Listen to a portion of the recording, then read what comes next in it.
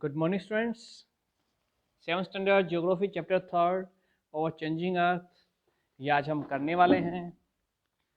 Changing earth it means कि पृथ्वी में हमारी में कैसे बदलाव होता है, that call changing earth. Okay students, और earth consist of a number of landforms like plains, mountains, plateaus, hills, ridges, valleys etcetera. All this landforms seem to be static but in reality they are dynamic. ऐसा लगता है कि वो वैसे के वैसे, लेकिन वो डायनेमिक रहते हैं, थोड़े से बदलते रहते हैं। Okay, to support this statement, a famous geologist named T. Tujo Wilson, 1968, had the Earth, instead of appearing as an inert statue, is a living, mobile thing.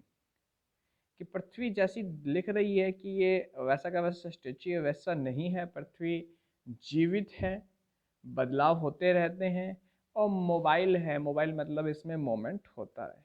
It means कि पृथ्वी खुद को बदलती है। Those Earth is not stable, but it is constantly being sapped and resapped. इसमें अक्तियाँ बनती है और बिगड़ती भी है। जैसे आपको अगर सिंपल शब्दों में बताऊं मैं, तो कि आप देखो आपके आसपास में जो खेत वगैरह है वहाँ पे मिट्टी से टिब्बे बनते रहते हैं।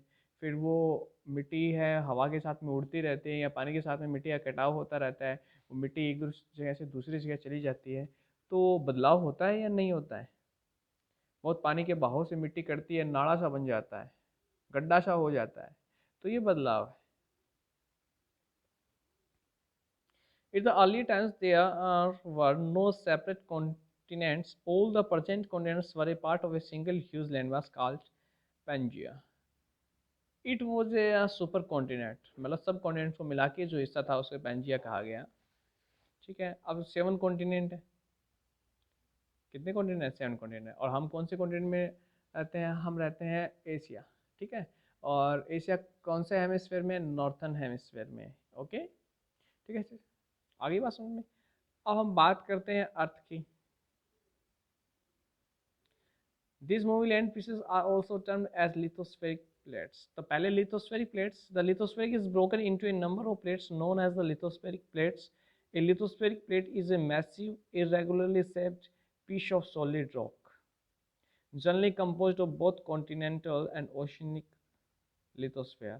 अब देखो ये 3 तरह की होती है: डाइवर्जेंट, कन्वर्जेंट एंड ट्रांसफॉर्म। जब दो प्लेटें आपस में एक दूसरे से दूर जाती हैं अलग अलग डायरेक्शन में, डाइवर्जेंट, अलग अलग डायरेक्शन से पास में आती हैं, कन्वर्जेंट, और स्लाइड होता है उनमें, ट्रांसफॉर्म होता है तो ट्रांसफॉर्म कहा गया।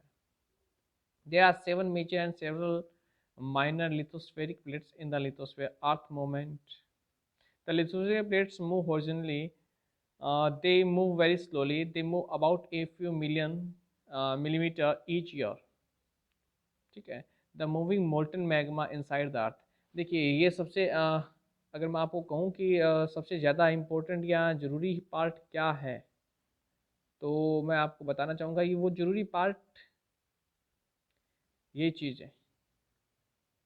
आ रही है आपको बात समझ में?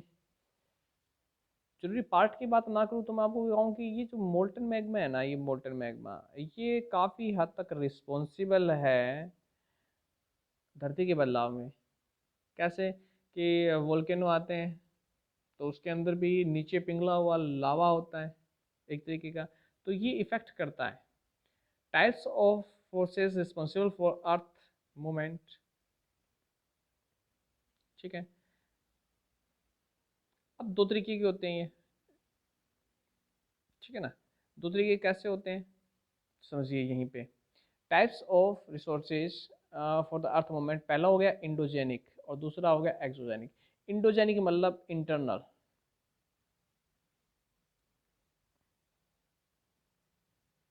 मतलब अंदर।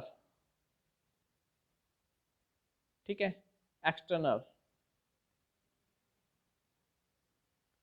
इट मीन्स बाहरी। आगे बात समझ में। अंदर और बाहर कैसे कि सडन फोर्स लगा है, इफेक्ट हुआ अर्थक्वेक, तो अर्थक्वेक पृथ्वी के अंदर से होता है। वोल्केनो पृथ्वी के अंदर, ज्वालामुखी जो सॉरी पृथ्वी के ऊपर जो ज्वालामुखी होती है उनके अंदर, और लावा है वो गर्म होता है, फिर उनसे होता है लैंडस्लाइड, पृथ्वी का आपस में फिसलना। Slow force effect building mountains, पर्वतों का बनना, तो पर्वत एक दिन में तो नहीं बनते, धीरे धीरे बनते। एक्सोजेनिक फोर्स क्या होते हैं स्टूडेंट्स? रिवर से, ठीक है, पानी से मिट्टी का कटाव होना, सी समुद्रों से, ग्लेशियर से, हवा से, तो इनको क्या कहते हैं? एक्सोजेनिक। आगे बात समझ में? अर्थक्वेक की हम बात करते हैं, तो यहाँ पे origin place of an earthquake, पृथ्वी के अंदर ही तो हुआ है ना ये कहाँ हुआ है? पृथ्वी के अंदर से ना। Any sudden vibration on the earth crust due to natural cause which leads to trembling is known as an earthquake. तो what is an earthquake? ये आपने करना है। Got it?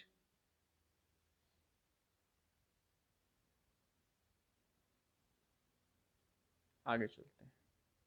The discussion decreases the moves away from the epicenter. The waves generated by an earthquake are known as the earthquake of seismic waves. The waves are recorded by an instrument called seismograph. तो question आता है what is seismograph? ठीक है, the waves generated by an earthquake are known as the earthquake or seismic waves, और उनको जो मापने का काम करता है उसको हम सिस्मोग्राफ कहते हैं। Got it? समझ में आई बात? चलिए, the science of that study seismology कहते हैं, और किसने दिया था ये? Measured by the Richard scale, earthquake as a hazard.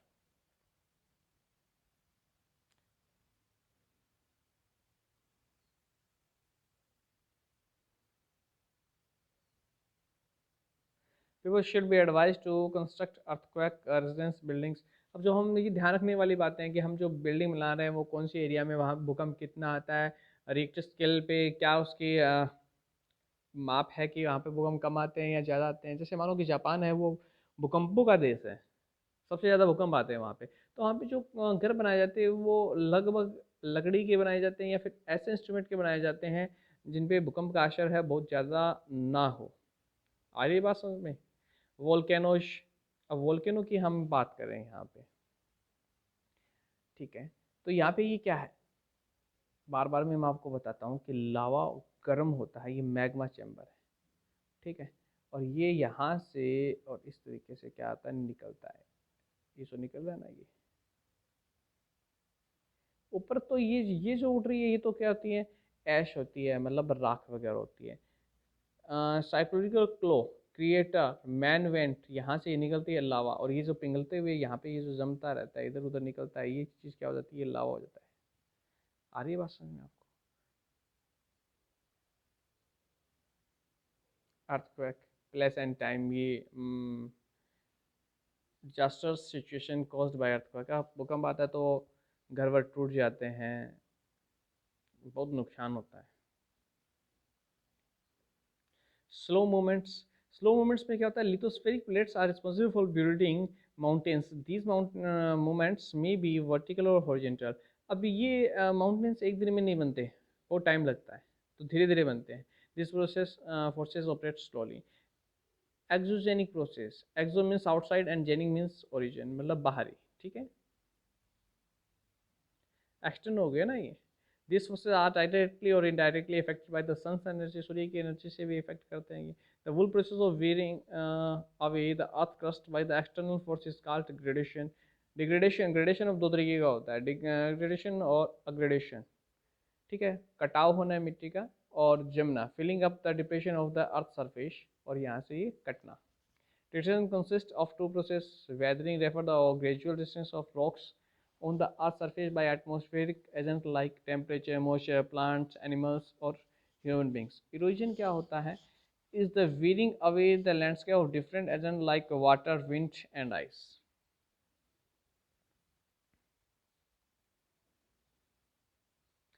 How does weathering differ from erosion? Generally, people believe that both weathering and erosion are the same, but in reality, weathering includes only the disintegration of the rocks. Transformation of this decayed material is not a part of weathering. It is include the process of erosion.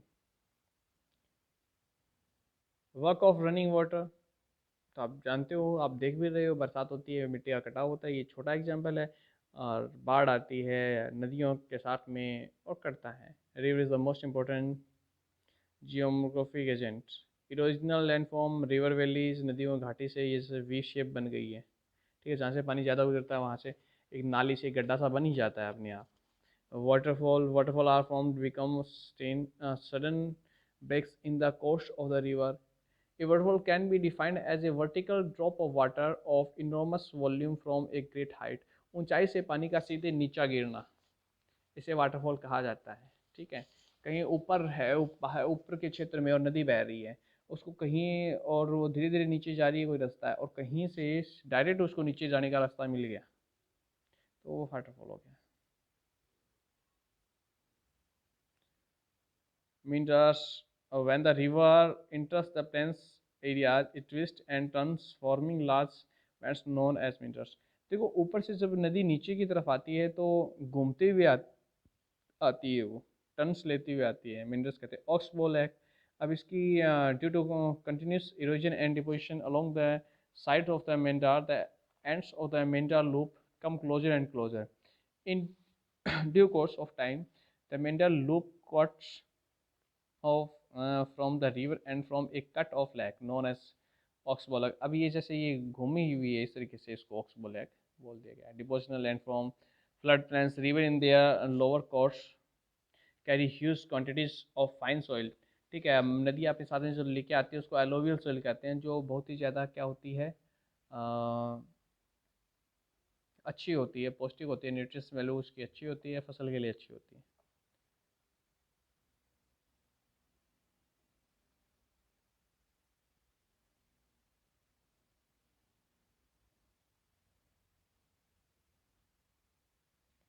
floodplains surrounding Man River Canal, a wide and deep canal, Gary.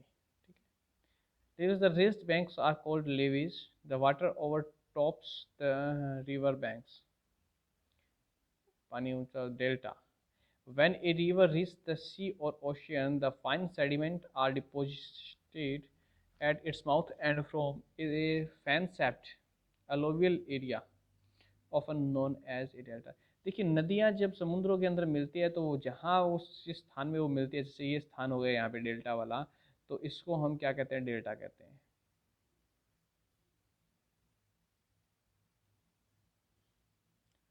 Work of C currents और waves, लहरें। Sea caves, these are formed due to the gradual erosion of weak and strongly joined rocks by sea waves। When sea waves continuously strike at the rocks, cracks develop and over time they become caves like structure that are called sea caves। समुद्र से बनती हुई। She arc,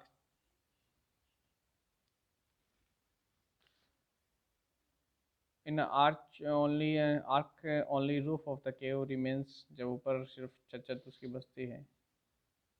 C Cliff के समुद्रों के द्वारा बनने वाली चीज़ें। Deposition of landforms, beaches। The sea waves deposit sediments along the shores that form beaches। समुद्रों के तट पे। Marina Beach on Tamil Nadu coast is a famous beach of India। Tamil Nadu का अब मैरिना बीच कहाँ है, तमिलनाडु में। Bass and barriers, the embankment of sands formed by sediments through sea waves parallel to the coastline is also as a bar, while the larger bars are termed as the barriers। Work of glaciers, तो glaciers के क्या काम है। Ice मेश्योर, देखो glaciers का तो बहुत ज़्यादा बर्फ़ कहीं पे जमी हुई होती है तो ग्लेशियर्स कहलाता है सिंपल भाषा में। अब इन मिट्टी के ऊपर बहुत सारी बर्फ़ जम जाती है,